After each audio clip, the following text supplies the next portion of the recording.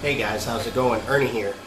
Wasn't planning on making a video today, but felt compelled to do so because of some news I heard that I think is kind of sad. I just read that Best Buy, which has been one of my favorite stores, you know, for electronics and whatnot since I was a teenager. They said they're going to stop selling CDs. You know, compact disc, music CDs, sometime in 2018. They're just getting rid of them all. They're not selling them anymore. You know, I guess sales are down. I don't know. People, you know, stream their music, whatever. But you know, I consider this a sad day when that does happen sometime this year. I mean, I have fun memories of going to Best Buy in Palmdale, California, where I grew up. You know, getting out of high school and walking down with my buddies. And if you guys remember back then, in the middle to late 90s, you can go into Best Buy and they had, like, you could listen to music. They had headphones there, and you know, you could pretty much do whatever you want as far as listening to the latest tracks and stuff. And you know, just such awesome memories of that.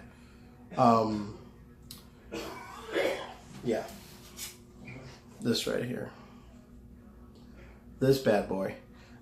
These came out in, just a little history on them, they came out in 1982. They were developed by a combination of Sony and Philips. And they were way ahead of their time. I mean, way ahead of their time. Before then, the only thing, if you wanted to listen to music, it was basically vinyl, cassette, or the ever-loving 8-track. I've never even seen one in real life. But yeah, that's all you had. And then in 1982, CD came along with digital audio versus analog audio. And for those of you that don't know what digital audio means, it basically means the information stored on here is stored digitally. Digital means it's a binary code, meaning ones and zeros. It's a computer language. So when the laser strikes this, the laser actually doesn't carry information. What it does is it reflects off of this and then shines onto a mirror in the pickup. And there's pits like a mountain range, and that's how it gets the information. A pit can either be a 0 or a 1, and it compares those to, you know, whatever's on the palette, and that's how it reproduces music. But yeah, that's basically, you know, it was way ahead of its time. In order to read that and translate it, you need what's called a DAC, digital analog converter, which is basically a microprocessor. So in 1982, you know, it was not cheap. That's why they were so expensive and not easy to come across. Later, you know, toward the end of the 80s, they were much more affordable, and as they, you know, as they started making them more in bulk and all that stuff, like everything else, they became more affordable. My experience, my very first player was a Sony portable player. I remember, I think I paid $120 for it, and I loved that thing. I took it everywhere with me, you know, in the car, everywhere. I wanted a portable one because I wanted to be able to take it anywhere with me.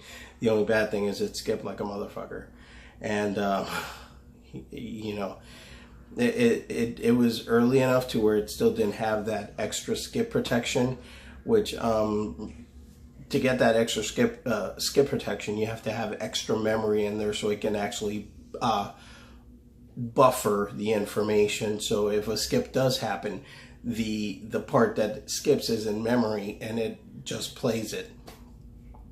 But yeah, so I had to keep it steady for the most part if I did, you know, if I didn't want it to skip. But yeah, so kind of a sad day. because of that, and I'm sure a lot of other stores like probably Target and other electronics will be following suit behind Best Buy, and pretty soon there will be no more music CDs. I would imagine you can still get them from the internet or something, because there's still a lot of cars out there with CD players. But yeah, kind of a sad day. Kind of like the end of an era. What can you do? Gotta move on. That's it, guys. I'll see you in the next one. Bye.